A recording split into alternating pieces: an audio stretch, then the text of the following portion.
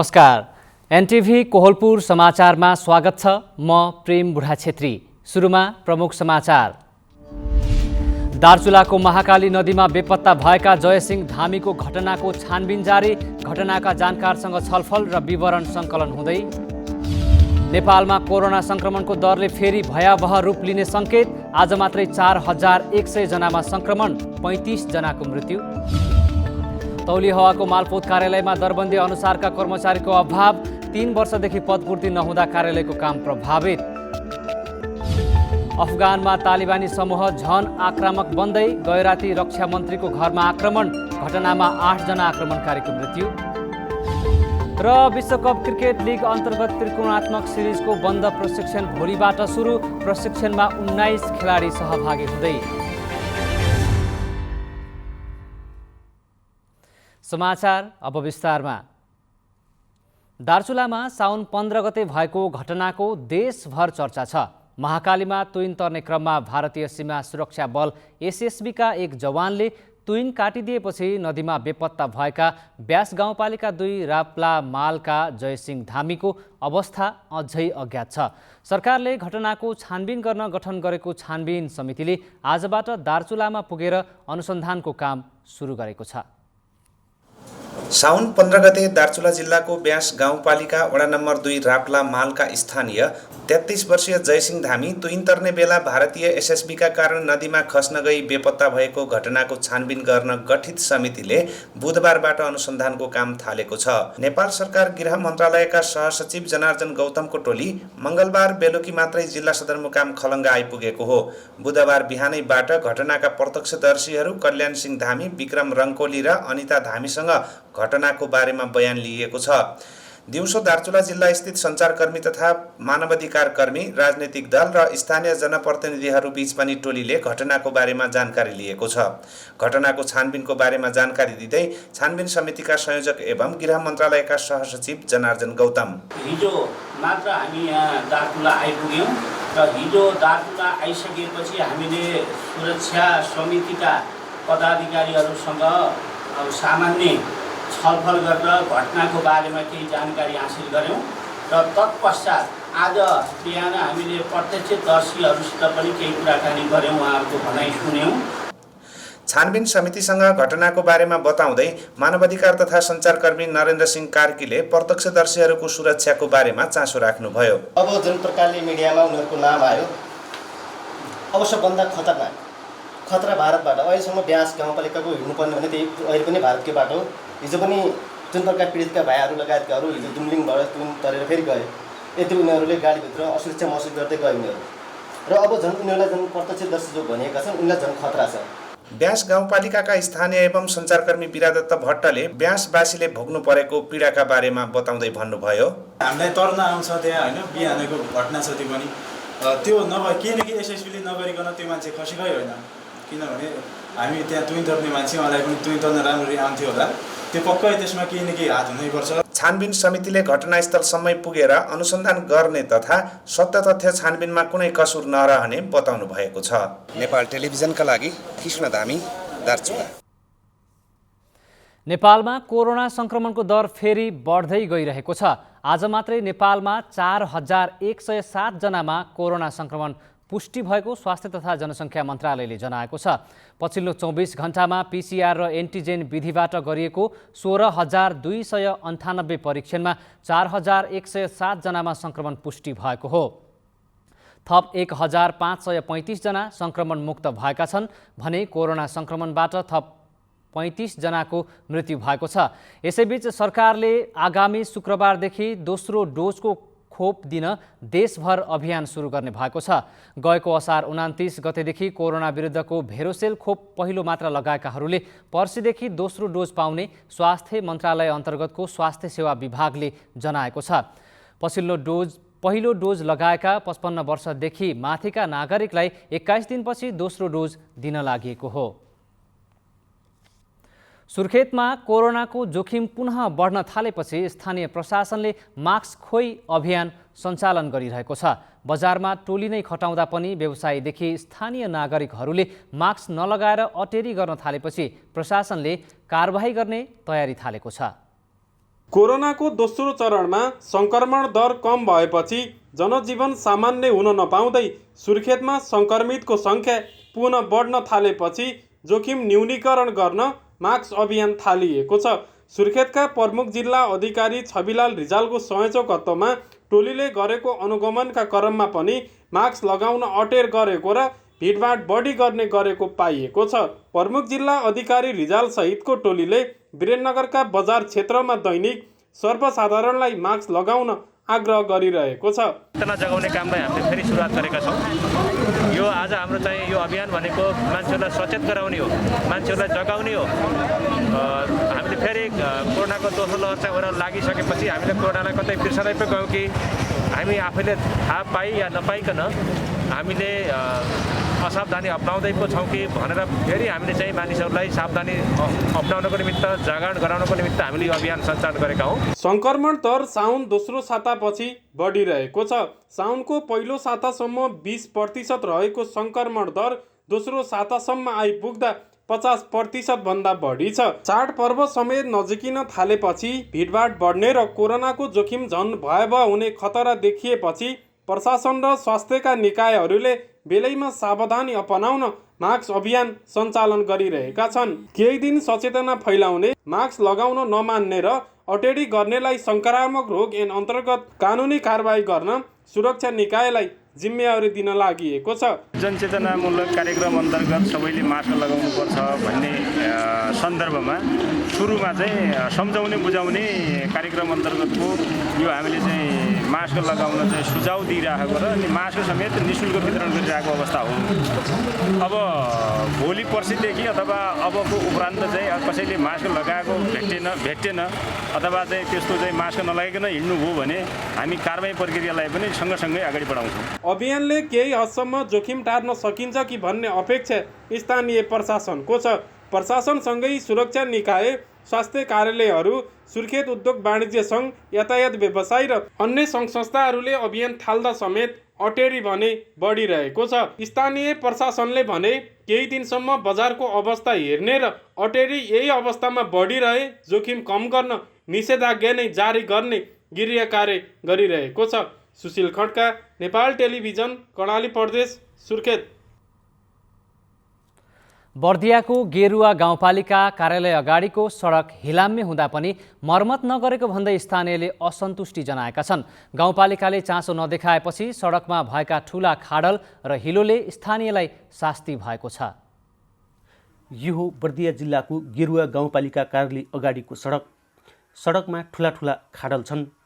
हिलाम्य यो गेरुवा गाउँपालिकाको चल्तीको सडक हो।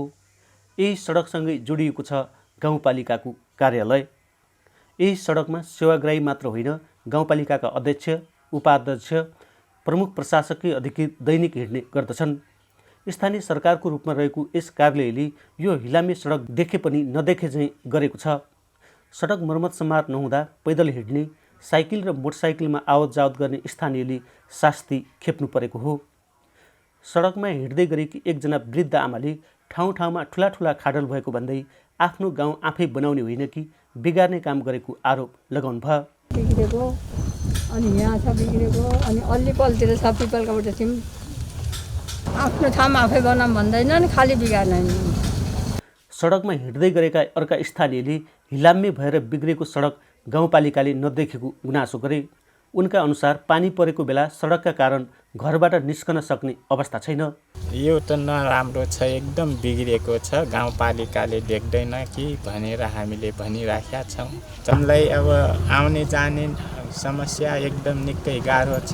जति राति भयो अनि दिउँसै भयो पानी पर्यो भने त घरबाट निस्कनै गाह्रो छ। यस हिलाम्य सडकले जनप्रतिनिधिलाई गिज्याइरहेको छ। अध्यक्ष जमान सिंह केसी हिलाम्य सडकका कारण जनताले शास्ति पाएको स्वीकार गर्नुहुन्छ। उक्त हिलाम्य सडकलाई मर्मत गर्ने योजनामै रहेको उहाँको भनाइ छ।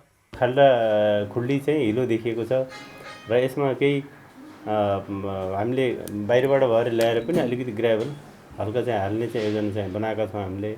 करोडौँको लागतमा पालिकाकै अध्यक्षको घर अगाडिको बाटो कालोपत्री गर्न सक्ने गाउँपालिकाले कार्यालय अगाडिकै बाटो किन मर्मत सम्मार गर्न नसकेको होला प्रश्न उठेको छ। दिलप्रकाश गौतम, नेपाल टेलिभिजन, गेरुवा गाउँपालिका बर्दिया। समाचारको क्रम जारी नै छ। अहिलेलाई एकैछिनको विश्राम।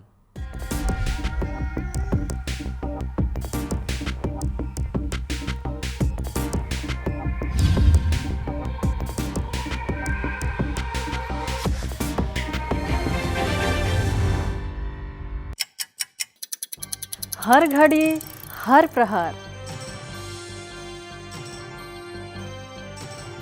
प्रत्येक गाउँ प्रत्येक सहर, के निकट के विकट, हरेक स्थितिमा हरेक परिस्थितिमा नीति विधि र प्रतिनिधिका कुरा,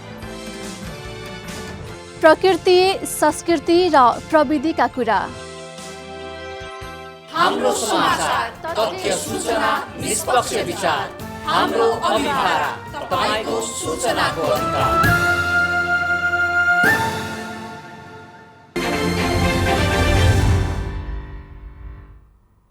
विश्रामपछि समाचारमा पुनः स्वागत छ। अब बाँकी समाचार। कपिलवस्तुको मालपोत कार्यालय तौलिहवामा 3 वर्षदेखि दरबन्दी अनुसारका कर्मचारी नहुँदा कार्यालयको सेवा प्रभावित हुने गरेको छ। 4 नगरपालिका र 3 गाउँपालिकामा कार्यक्षेत्र रहेको मालपोत कार्यालयमा कर्मचारीको अभावकै कारण सेवाग्राहीले शास्ति भोग्नु परेको छ। 4 नगरपालिका र 3 गाउँपालिकामा कार्यक्षेत्र रहेको मालपोत कार्यालय तौलिहवामा सरदर 50 देखि 60 वटा रजिस्ट्रेसन, अंशबन्डा 20 देखि 30 वटा, धितो बन्धक रोका फुकुवा 5 देखि 10 वटा नामसरी, 10 देखि 15 वटा संशोधन, मोही लगतकट्टा लगायतका गरी दैनिक 100 बढेको हाराहारीमा सेवाग्राहीका काम आउने गरेका छन्। मालपोत कार्यालय तौलिहवामा विगत 3 वर्षदेखि रिक्त दरबन्दी अनुसार उपसचिव 1, प्रमुख मालपोत अधिकृत 2 जना, नायब सुब्बा 4 जना, खरिदार 5 रहेका छन्। मुलुक संघीय संरचनामा गई थप सेवा सुविधा दिनुको साटो दरबन्दी अनुसारका कर्मचारी सरुवा भई अन्यत्र जाने, तर लामो समय पदपूर्ति रिक्त नहुँदा कामकाजमा समस्या हुने गरेको छ। सित सँगसँगै अनलाइन सिस्टम आइसकेपछि यहाँ व्यवस्थापन अलिक कमसल जस्तो देखिरहेछ। सेवाग्राहीहरूले दुःख पाइरहेछन्।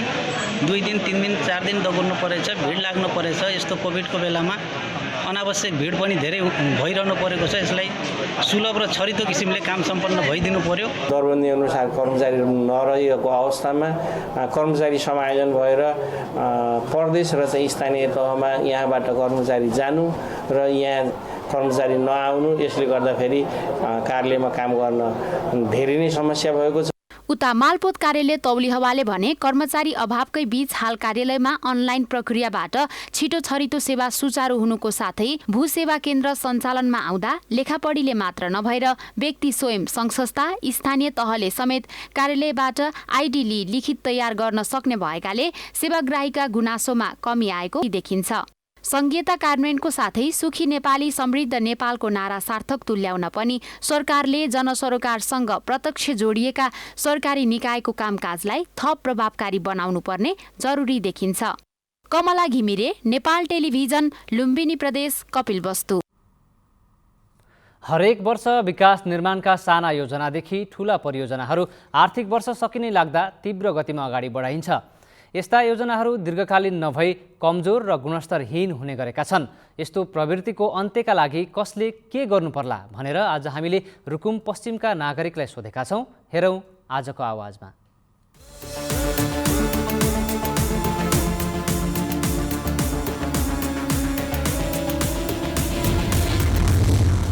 पहिलेमा सिधै सिंहदरबारले तपाईँको आँखा लाग्दैन थियो र अहिले त स्थानीय सरकार छ, प्रदेश सरकार छ, त्यसपछि लिएर सङ्घीय सरकार छ। तलको कुरा सिधै माथि जान सक्दैन, स्टेप बाई स्टेप जाने हो।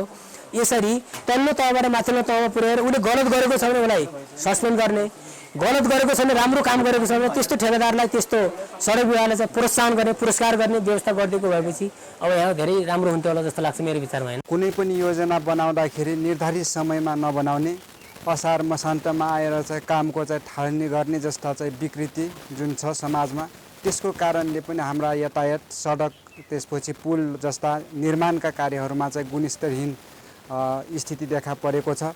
यस्तो कुरामा आम नागरिक सचेत हुनु जरुरी छ। राज्य स्तरबाट निर्णायक ठाउँमा योजना निर्माण गर्ने ठाउँमा नै हामीले सुधार गर्नु जरुरी छ। हामीले यो कुरामा चाहिँ ध्यान दिन आवश्यक पर्छ। ठेगादारहरूलाई सम्झौता गर्ने जो प्रवृत्ति हामीले देखिरहेका छौँ, समयमै काम नगर्ने, एउटा कुरो त्यसलाई कानुनी कारबाहीमा ल्याउनुपर्छ र सम्झौता गरिसकेपछि समयमै सक्ने खालको वातावरण सिर्जना गर्न सम्बन्धित निकायले त्यसमा आफ्नो पृष्ठपोषण अथवा अनुगमन जारी राख्नुपर्छ। र अर्को कुरा जो प्राविधिक इस्टिमेट छ त्यो अत्यन्त गुणस्तरीय हुनुपर्छ। आज कमर्सियल खालको प्राविधिक इस्टिमेट गर्ने कुराले पनि यो सडकमा यस्ता प्रकारका समस्याहरू देखिरहेका छन्। अर्को कुरा सडक डिभिजन कार्यालयको जुन प्रकारको भूमिका हो निगरानी गर्ने, उसले त्यो निगरानी बढाउनुपर्छ। यातायात मन्त्रालयले यसमा आफ्नो जिम्मेवारी वहन गर्नुपर्छ। सडकहरूको स्तर उन्नति नहुनुको कारण सबैभन्दा कमजोरी त निर्माण कम्पनीहरूको हो। निर्माण कम्पनीले सडक कालोपत्री गर्दै गर्दा अलिकति भए पनि आफूले नाफा कमाउनुपर्छ, अलि बढी कमिसन खानुपर्छ भन्ने उद्देश्यले त्यसका मेटेरियलहरू गुणस्तरहीन ल्याउने र सडकलाई कालोपत्री गर्दै गर्दा गुणस्तर एकदम कमजोर भएको बनाउने, त्यसमा प्रत्यक्ष रूपमा सम्बन्धित सरकारवाला निकाय अथवा सरकारले पनि प्रत्यक्ष अनुगमन नगरेर फोनको आधारमा कस्तो छ भने चाहिँ राम्रै छ भनिसकेपछि ठिकै छ, राम्रै त होला भन्ने खालको जस्तो सबै दिनले त्यस्तो गर्ने र अरू सम्बन्धित सचेत दिमागहरूले पनि सडक जस्तोसुकै होस्, सार्वजनिक चिज जस्तोसुकै होस्, आफ्नो व्यक्तिगत स्तर उन्नति माथि उठे भइहाल्छ, सार्वजनिक चिजको खास हामीलाई वास्ता हुँदैन भन्ने खालको सोच पैदा भएको कारणले गर्दा नै सडकको स्तर उन्नति हुन सकेको छैन। जब असार सुरु हुन्छ तब हामी चाहिँ कालोपत्रे पुल निर्माण जस्ता कामहरू गर्छौँ। यो काम चाहिँ त्यो सुरुकै बर्खा नलाग्दै नै यसलाई सुरु गर्नुपर्ने र बर्खाको टाइममा चाहिँ यसले स्टप गर्नुपर्ने र यसलाई चाहिँ खबरदारी गर्नको निम्ति, यसलाई चाहिँ अनुगमन गर्नको निम्ति प्रदेश सरकार, स्थानीय सरकारको महत्त्वपूर्ण भूमिका हुन्छ।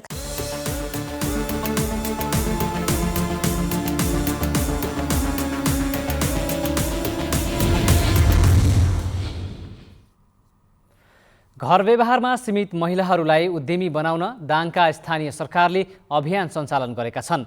स्थानीय तहकै सहयोगमा गार्मेन्ट उद्योगदेखि कपाल काट्ने र ब्युटी पार्लरसम्मको सिप सिकेर महिलाहरू उद्यमी बन्न सफल भएका छन्। तुलसीपुर उपमहानगरपालिका वडा नम्बर 12 रजिना निवासी परिमिला बुढाथोकीको यसअघि सिलाइ कटाइको पसल थियो। अहिले यो पसलमा ब्युटी पार्लर र कपाल काट्ने व्यवसाय थपिएको छ। उद्यममा लागेपछि 2-4 रुपियाँको लागि अरूसँग हात थाप्नु परेको छैन। व्यवसाय बढ्दै जाँदा घर घरमा पुगेर कपाल काट्ने, स्ट्रेट गर्ने काम गर्न थाल्नु भएको छ। आफ्नो सिप प्रयोग गरेर कुनै लगानी नलगाएर केही सिप भयो भनेपछि हामी त्योबाट पुँजी आर्जन गर्न सक्ने रहेछौँ। त्यसैले मलाई त्यो सिप नै राम्रो लागिरहेको छ। सुइँमा धागो समेत हाल्न नसक्ने अवस्थामा हुनुहुन्थ्यो शान्ता पौडेल। अहिले भने भेस्ट, पत्लुङ मात्र होइन, कपडाको झोला समेत सिलाउन सक्ने हुनुभएको छ। अब आफ्नै गाउँमा गार्मेन्ट उद्योग सञ्चालन गर्ने योजनामा रहेको उहाँ बताउनुहुन्छ। हातमा सिप छ र मैले पनि आम्दानी गर्न सक्छु भन्ने सोचले अघि बढ्न हिम्मत थप्ने गरेको अनुभव उहाँले बटुल्नु भएको छ। आफ्नो हातमा सिप भएपछि भोलिका दिनहरूमा मैले यस्तो गर्न सक्छु, मेरो पनि कमाइ हुन्छ भन्ने हुन्छ। कमला चापागाई पनि गार्मेन्ट उद्योग सञ्चालन गर्ने सोचमा हुनुहुन्छ। गार्मेन्ट सम्बन्धी सिप प्राप्त गरेपछि उहाँमा यो हौसला थपिएको हो। हामी पनि केही गरौँ र हामी जस्तै दिदीबहिनीहरूलाई पनि हामीले दिदीबहिनीले पनि केही गर्न सकिन्छ है। हामी घर चुलो चौको बालबच्चालाई मात्रै समेटेर बस्ने होइन, हामीले पनि केही गर्नुपर्छ। केही गऱ्यौँ, अगाडि बढ्यौँ भने हामी पनि सफल बन्न सक्छौँ। महिला उद्यमी तयार पार्न तुलसीपुर महानगरपालिका, मुख्यमन्त्री ग्रामीण विकास कार्यक्रम, green foundation Nepal, Tulsipur metro college लगायतको सहकार्यमा 65 दिने तालिम सञ्चालन गरिएको थियो। महिला उद्यमी तयार भएर व्यवसायमा संलग्न पनि भएका छन्। अहिलेको जुन युवा पुस्तालाई, युवा महिलाहरू, युवा पुस्तालाई उद्यमशीलताको पाटोमा सिप सिकाउने र सिप सिकाइसकेपछि ती महिलाहरूलाई सफल उद्यमी बनाउने मुख्य उद्देश्य रहेको छ। घर व्यवहारमा मात्रै सीमित भएका महिलाहरूलाई उद्यमी बनाउन गरेका प्रयासहरू उदाहरणीय छन्। अझ धेरै महिलाहरू उद्यमभन्दा टाढा छन्। ती महिलाको पहुँच बढाउन पनि ध्यान दिन आवश्यक छ। दशरथ घिमिरे, नेपाल टेलिभिजन, राप्ती उपत्यका, देउखरी, लुम्बिनी प्रदेश, दाङ। पाल्पाको तानसेन नगरपालिकाले किसानका लागि कृषि अनुदान कर्जा कार्यक्रम ल्याएको छ। कृषि पेसामा लाग्नेहरूको सङ्ख्या बढेकाले साना किसानलाई सहुलियतमा रकम उपलब्ध गराउन बैंकसँग सम्झौता गरिएको तानसेन नगरपालिकाले जनाएको छ।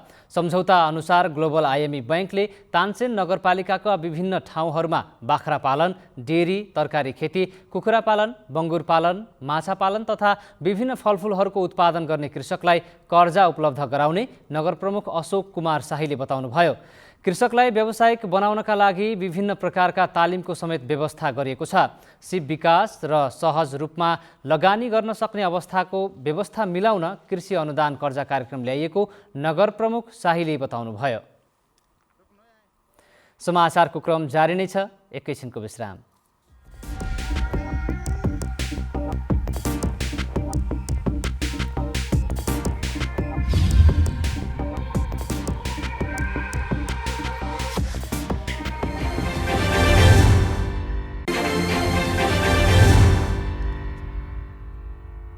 तपाईं एनटिभी कोहलपुर हेर्दै हुनुहुन्छ। अब बाँकी समाचार। मध्यपश्चिम विश्वविद्यालयको आङ्गिक क्याम्पसको रूपमा रहेको रोल्पाको जलजला बहुमुखी क्याम्पसमा विद्यार्थीहरूले विभिन्न माग राख्दै तालाबन्दी गरेका छन्। विश्वविद्यालयले गरेका 10% शुल्क वृद्धि फिर्ता, कोरोना अवधिको शुल्क मिनाहा, छात्रवृत्तिको समानुपातिक वितरण गर्नुपर्ने लगायतका 14 बुँदे माग राख्दै विद्यार्थीहरूले तालाबन्दी गरेका हुन्। क्याम्पस प्रशासनमा यसअघि पटक पटक माग राख्दा पनि सुनवाई नभएपछि तालाबन्दी गर्नुपरेको साझा विद्यार्थी मञ्चका संयोजक योगेन्द्र अनुपम जीसीले जानकारी दिनुभयो। यस्तै विश्वविद्यालय सुधारका लागि 36 बुँदे माग राख्दै विश्वविद्यालयको सबै क्याम्पसका विद्यार्थीहरूले आन्दोलनका विभिन्न कार्यक्रम गर्दै आएका छन्। अब अन्तर्राष्ट्रिय समाचार।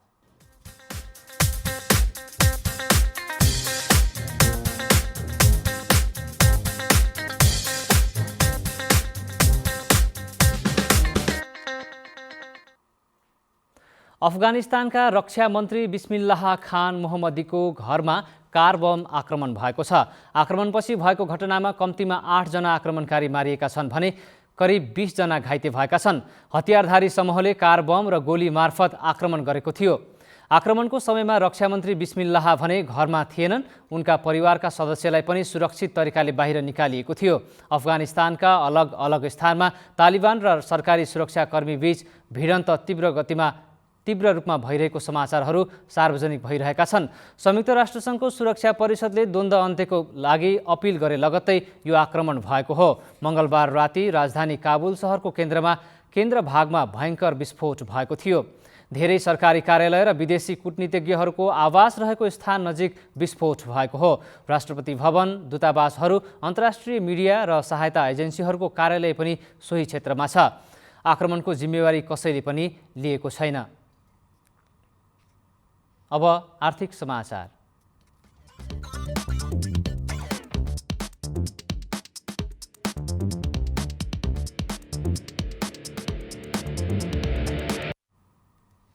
नेपाली बजारमा आज सुनको मूल्य 300 रुपियाँले ओह्रालो लागेको छ। हिजो प्रतितोला 92,300 रुपियाँमा कारोबार भएको छापावाल सुन आज 300 रुपियाँले घटेर प्रतितोला 92,000 रुपियाँमा कारोबार भयो। तेजाबी सुन पनि आज 300 रुपियाँले नै घटेर प्रतितोला 91,500 रुपियाँमा कारोबार भएको छ। यस्तै चाँदीको मूल्य भने आज 10 रुपियाँले बढ्यो। चाँदी 10 रुपियाँले बढेर प्रतितोला 1,285 रुपियाँमा कारोबार भएको नेपाल सुनचाँदी व्यवसायी महासङ्घले जनाएको छ। अब खेलकुद समाचार।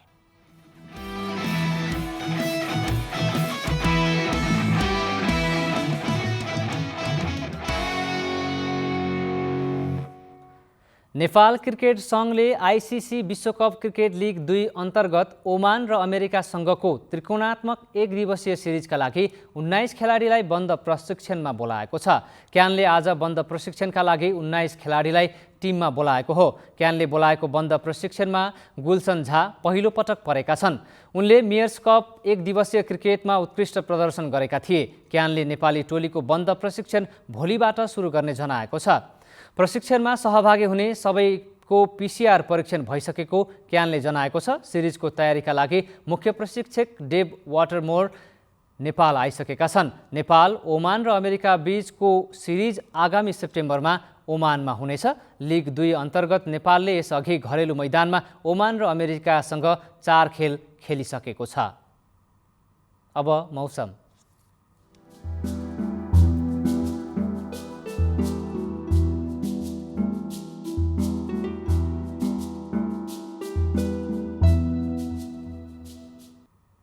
आज देशभर सामान्यदेखि पूर्ण बदली रही धेरै स्थानमा हल्कादेखि मध्यम वर्षा भयो। आज राति पनि देशभर सामान्यदेखि पूर्ण बदली रही धेरै स्थानहरूमा हल्कादेखि मध्यम वर्षाको सम्भावना छ। अब मौसम सम्बन्धी थप विवरण।